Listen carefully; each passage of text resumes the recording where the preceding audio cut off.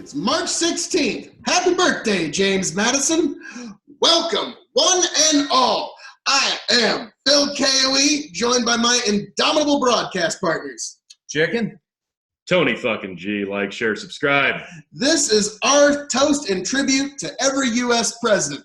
This is James Madison's birthday.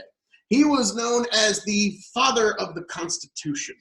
He was the guy who, at first he was opposed to the idea of a Bill of Rights, but then he was one of its biggest proponents and was one of the co-authors, if you will. Right. He took the ideas and helped lead to the writing of the Federalist Papers and then eventually building the bigger coalition. And much of the government we have today, one of our founding fathers. Yep, he was the guy who put forward the Virginia plan versus the New Jersey plan. The New Jersey plan was basically the federal government would look like the Nebraska state government, one unicameral with each state getting one vote.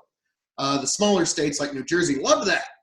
Bigger states like Pennsylvania, Not so much. Yeah, no. So the Virginia plan, which had the bicameral, which is much more known to 49 states and the United States Congress, was the plan that was ultimately agreed upon, and Madison was the guy that basically shepherded that. After the Articles of Confederation was not working out, he was the first person out from outside the state to show up at the Continental Congress to help shepherd this new Constitution. Him and Hamilton were at first very opposed to the idea of a Bill of Rights. Hamilton even used his classic sophistry of, well, we don't, the Constitution basically is a Bill of Rights. We don't even need one. If that's the case, everyone said, well, if we don't need one, why are you opposed to it so much? Might as well just have one. And so we have our Bill of Rights. At first, Madison was opposed, but he was swayed through better arguments. So his favorite drink was champagne. I got pretty close with a Francois Montant Brut made in France, which is pretty close. It's sparkling wine from France. How do you say that again? It rolls off your tongue so well. Yes. Francois Montant Brut. You want to take a crack at that? No.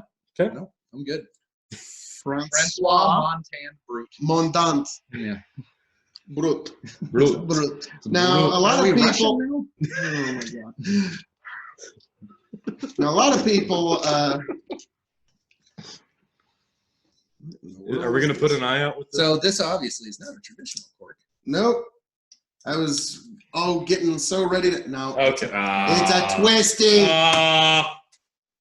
Philly. You lied to me, Francois. How could you do this? And on Madison's birthday of all days. Yeah.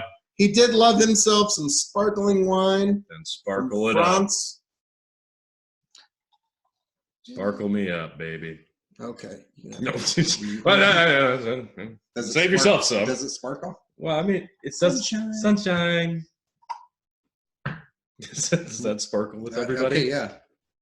This sparkles. It is very sparkly. So that is. Yes. Yep. So, all right. How does it hit the nose? Francois Mondin Brut. Oh, wow. It's going to be a little dry. It hits the nose a bit sour in fragrance, but a winey champagne nose nonetheless. Yes. All right. A little sweeter than I expected, but let's see how. I jumped the gun on you, fellas. Happy birthday. Happy birthday, sir.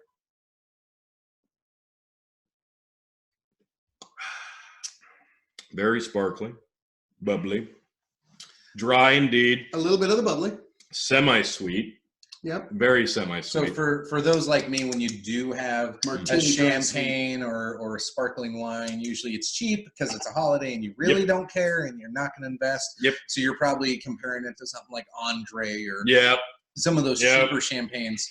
It definitely is better than that. It is. It is.